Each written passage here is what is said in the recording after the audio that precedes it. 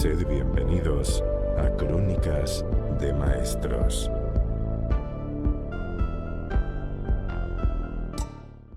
Vale, Antonio. Bueno, lo primero, soy Javi. Encantado de conocerle. Le agradezco muchísimo que venga a mi programa. Bueno, yo soy ilustrador, pero aparte pues tengo este programa donde quiero traer a gente para hablar de diferentes temas. Y en uno de mis... Ilustrador, has dicho. Ilustrador. Es decir, que eres un magnífico dibujante. Sí. Magnífico no lo sé, pero dibujante sí soy.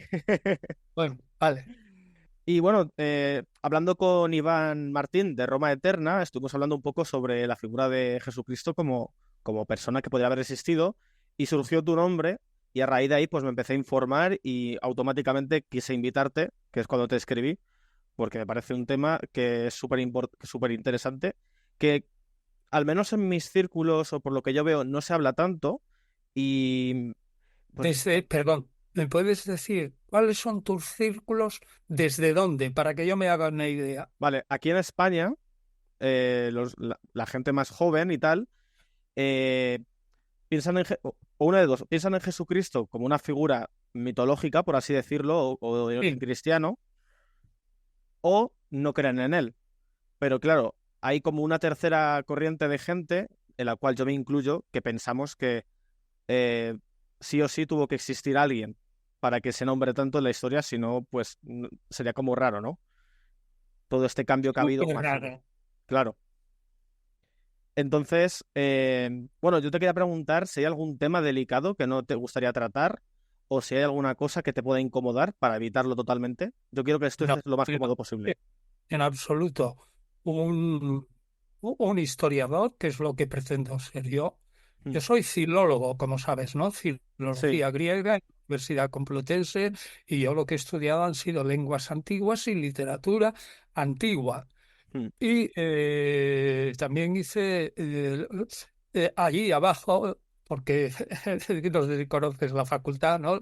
Pues la facultad de filosofía está debajo, pues también hice filosofía. Bueno, entonces mi ámbito es de letras totalmente y sí. totalmente independiente. Es decir, yo no pertenezco a ninguna iglesia y lo que hago es, quiero hacer historia de las ideas, Mm, cómo, cómo se generó el cristianismo, etcétera, todo el siglo I, para lo cual hay que estudiar mucho el entorno, el claro. Mediterráneo oriental, etcétera.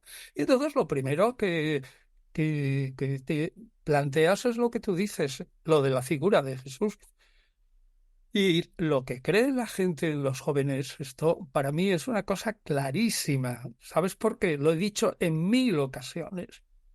Porque la figura de Jesús está unida, aunque él fuera un laico. Jesús era un laico, y además yo no tengo por qué dudar como historiador que fuera de clase media baja, es decir, que fuera un menestral, es decir, un carpintero o algo así. No, no, Mm, no tengo por qué dudarlo porque es una caracterización inocua. Bueno, pues entonces, ¿tú sabes por qué los jóvenes rechazan incluso la existencia de Jesús y no creen en nada de eso? Pues es bastante sencillo. Pues porque la existencia no histórica, sino de esa parte de Jesús que está unida a la teología. Es el Hijo de Dios que ha bajado del Padre, que ha venido aquí, que ha nacido de una virgen, que muere en la cruz, etcétera, etcétera. Todo eso está unido a una idea del mundo. Es lo que se llama técnicamente una cosmología, sí.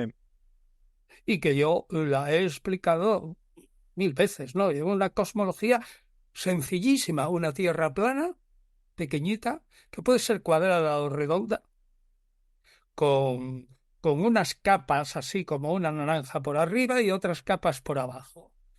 Esa cosmología es antiquísima, es babilónica, es decir, que puede tener 4 a 5 mil años, porque los babilonios tampoco la inventaron. Mm, Solo que los hebreos, pues, que son semitas también, como los babilonios, pues la asimilaron, y en vez de tener 3 capas el cielo y 3 capas el infierno, pues le añadieron más capas, sobre todo arriba, para que Dios y Yahvé quedaran un poquito lejos. Pero como claro. puedes comprender, ese mundo es pequeñísimo, es nada. hay 70 naciones. Yo también lo he dicho alguna vez, yo no sé si tú has pensado que Alejandro Magno cuando llegó a la India creía que había llegado al final de la Tierra y dijo, ah, magnífico, como esta Tierra, como te digo, pequeñita y plana, ¿eh? Pues está rodeada de un océano, de agua, pues allí cojo, mando construir unas naves y doy la vuelta, taca, taca, taca, taca, y llego otra vez a Grecia. Es que esa Claro. es la mentalidad. Entonces, dentro de un mundo pequeñísimo, alguna vez me he encontrado con gente que dice que en la Biblia hay relatos de ovnis y todas esas cosas y que están describiendo ovnis. Y mi mayor argumento ha sido, mire, dentro de esa cosmología podría haber una cosa rarísima, como ahora en Galicia, que se ha visto ciertamente una especie de columna de fuego o algo así, como si hubiera ardido uno de los miles de satélites que tenemos o algo así. Bueno, muy bien. Eso entonces no lo había, pero sí que había meteoritos y había, en fin, toda esa clase de cosas que ellos lo interpretaban a espíritus malignos o Claro. espíritus divinos que luchaban contra. Ahora, un joven que está en la guerra de las galaxias, es decir, que vive en un mundo absolutamente distinto, ¿cómo va a creer eso de que un Dios está ahí apenado porque la resurrección, digo, perdón, porque la creación se le ha venido abajo, porque su criatura predilecta, Adán, pues ha pecado, en fin, todo se ha ido a la porra y tiene que arreglarlo enviando a su hijo para que Claro. sea crucificado y lavar el pecado con la sangre como si fuera agua ahí o un estropajo fuerte y tal. Claro, eso la gente dice, mire, no me cuente tonterías, Hmm. eso no encaja. Y entonces, infinita magnitud de gente, casi yo diría que el 90%, pues dicen, lo siento mucho, pero eso es mítico. Ahora bien, hay otros que dicen, bueno, y si es mítico, arrastro también con la figura de Jesús. Eso tiene poco sentido, porque se puede ser, si quieres, todo lo reflexivo y decir que ese mundo es mítico y que por lo tanto pues, no tiene existencia, pero resulta que tú vives en España o en un país, por ejemplo, de lengua hispana, o en un país occidental o con influencia occidental hasta el Japón y en todas partes. Entonces, tú eres, tú no eres islámico. Tú no eres budista normalmente. Tú has nacido en un ambiente culturalmente cristiano. Entonces, si tienes un poquito de cultura, no irás a una procesión en Semana Santa como de verdad que eso me lo han contado un señor que lo vio el Viernes Santo, ¿no? Por la mañana, el Jesús que es un ex-homo absolutamente con la corona de espinas y totalmente sangriento y tal, y que lleva una clámide, o sea, un manto rojo, y claro, con el viento de la mañana, todo en silencio, la clámide vuela. Todo en silencio. Y si hay un niño que dice, mamá, mamá, mira Superman. Evidentemente, eso es lo que se le imaginaba al chico. Bueno, Claro. pues lo entiendes, porque él vive en otro mundo. Claro. A nadie en la Palestina se podría imaginar la resurrección de los muertos, curaciones milagrosas, posesiones de los diablos, luchas de ángeles con diablos, pero vamos, un Superman así volando al estilo de Clark Kent era imposible. Y entonces yo le dije, mire, dentro de este mundo pequeñito sí que cabe que exista un rabino que es carpintero. Ojo, le digo, no te equivoques, ¿eh? Que el rabino en el siglo I no es como tú te imaginas que son los rabinos ahora que los ves aquí, que son como el cura párroco, ¿no? Pero solo que de la comunidad judía y que le pagan dinero para que les enseñe.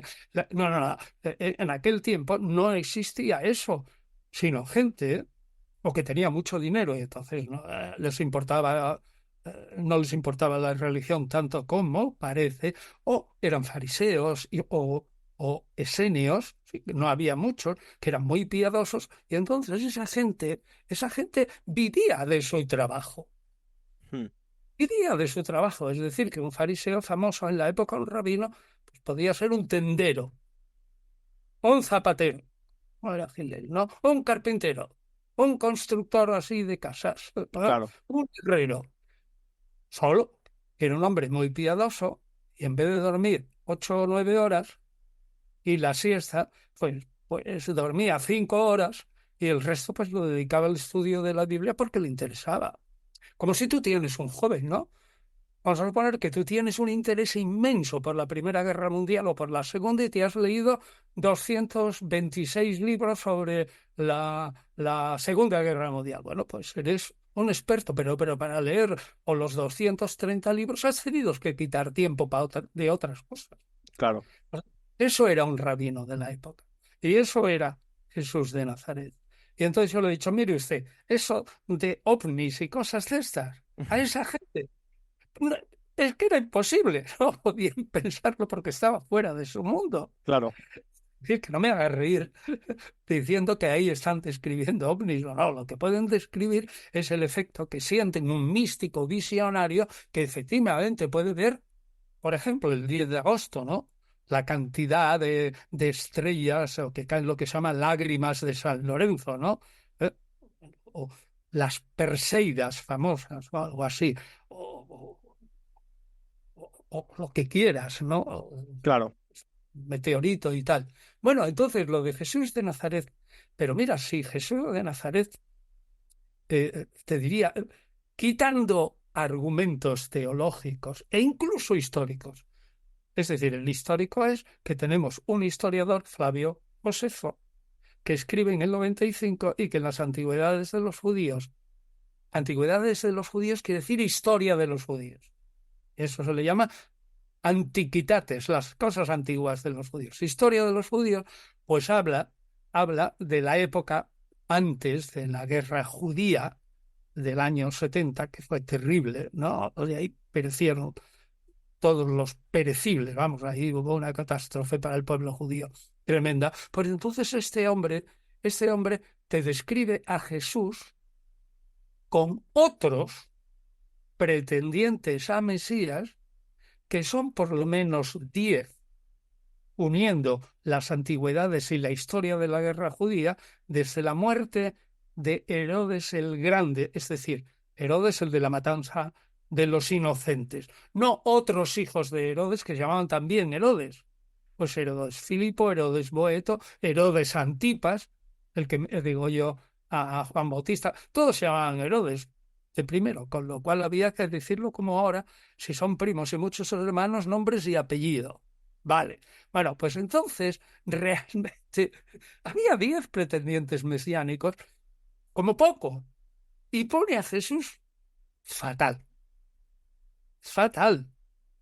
Solo que ese fragmento luego fue tomado por escribas cristianos, lo manipularon y le añadieron un montón de cosas, pero diciendo al principio que es un sofista, no un sabio, y diciendo al final del texto y al final del que viene el siguiente, este hombre fue una desgracia y detrás de él vino otra desgracia para el pueblo. ¿Y qué entendía Flavio Josefo por desgracia? Pues esta gente muy religiosa en el Mediterráneo oriental y en concreto en el Israel del siglo I, que estaban totalmente convencidos de que ese mundo era un caos, de que ya había llegado, o sea, que Dios estaba hasta las narices, por decirlo así, y que iba a arreglarlo. Hmm. Ah, claro, pero iba a arreglarlo conforme a su pueblo elegido, no conforme a otro de los 70 pueblos que había en la tierra. Y entonces, pues realmente calentaron las cabezas de la gente de tal modo que se instauró una altísima temperatura mesiánica. La temperatura mesiánica era de 40 grados, estaban todos, y se creyeron totalmente que, que ellos, con el brazo derecho de Dios o con unas cuantas legiones de ángeles, acabarían con el Imperio Romano. Eso es lo que dice Flavio Josefo, que uno de esos era Jesús. Hmm. Bueno, entonces Alguien dice, no, bueno, es que ese texto está manipulado. Sí, ya te lo digo yo, está manipulado, pero es relativamente fácil porque tenemos las obras de Josefo y conocemos todas sus palabras y tenemos diccionarios y tenemos, incluso tú sabes lo que es una concordancia, todas las palabras de Josefo con las 5 palabras antes y las 5 palabras después. Eso es una concordancia. Es decir, que sabemos cuáles eran las frases de Josefo, que es lo auténtico y lo que no. Y ahora tenemos ordenadores que ya es la monda, ¿no? Lo que pueden estudiar del estilo del personaje. Bueno, pues entonces, eso lo tenemos ahí. Y segundo, lo que tenemos también es que conocemos la mente de los judíos del siglo I. ¿Y cómo era el contexto? Pues el contexto era que un judío, o sea, si tú niegas la existencia de Jesús histórica, tienes que decir que todos los evangelios es una construcción literaria, ¿sí o no? Sí, Entonces, tienen que estar inventados literariamente desde el principio hasta el final. sí, Es la invención de Jesús de Nazaret, es que vino alguien o alguienes, como decía, ¿no? Un equipo, ¿no? Y que presentó pues un dios solar o algo así, disfrazado de judío o cualquier cosa. Un dios solar casi siempre, ¿no? Pero es que es absurdo. Si uno conoce la mentalidad de los galileos y de los judíos de la época, que eran tan brutos como podían ser muchos de nuestro pueblo, jamás hubieran seguido a un pretendiente mesiánico si no lo hubieran tocado, palpado, meneado y lo hubieran achuchado, diríamos. Es decir, es imposible, así, imposible, cualquiera que conozca el judaísmo. Bueno, ¿y usted por qué lo conoce? Dirá alguno. Pues porque me he leído todo lo que ha producido esa gente en la época, ¿no? claro. ¿Usted por qué conoce, por ejemplo, la mentalidad del ABC del país o del mundo, lo que sea? Pues porque leo el mundo todos los días, o el país o el ABC o lo que sea, o la vanguardia, y resulta que ya conozco por dónde van los tiros. Pues yo he leído las cosas y conozco por dónde van los tiros. Un judío del siglo I no sigue jamás a un mito literario. Nunca jamás. O lo toca, o lo palpa, o lo achucha, o lo sigue, o lo maldice, o se lo enfrenta. ¿Comprende? Es que Sí, sí, es absurdo. Entonces, decíamos antes, un joven que es culturalmente cristiano, claro, no le han explicado esto. Lo que dice, todo lo que me han dicho es un mito, luego Jesús también es un mito. Momento. Todo lo que te han dicho puede ser un mito, pero ahí hay, como tú decías al principio, un sustrato. Ese sustrato sirve, como lo estudies bien, para explicar por qué se ha desarrollado tu cultura, mm, que no es la del individuo que viene de Marruecos o la de que viene de, por ejemplo, de China o del norte de la India, que son budistas o sinteístas. No, la tuya es cristiana. sí, Es decir, tú no puedes entrar en una iglesia como si fueras un japonés. claro. Y miras allí y dices, bueno, ¿y esto qué es? Pues es que entonces, si entras a una iglesia y dices que allí está Superman, pues entonces, cachis de la mar, es que Claro. es horrible, has perdido tu cultura. O no puedes ir al Museo del Prado, no puedes ir a ningún museo. No Lo, puedes entender la pintura, ni la música, no puedes entender ni la literatura. Hasta 1950 o 1960, que mm, está toda impregnada del tema bíblico. He dicho, desde hace 70 años o por ahí, no puedes entenderlo.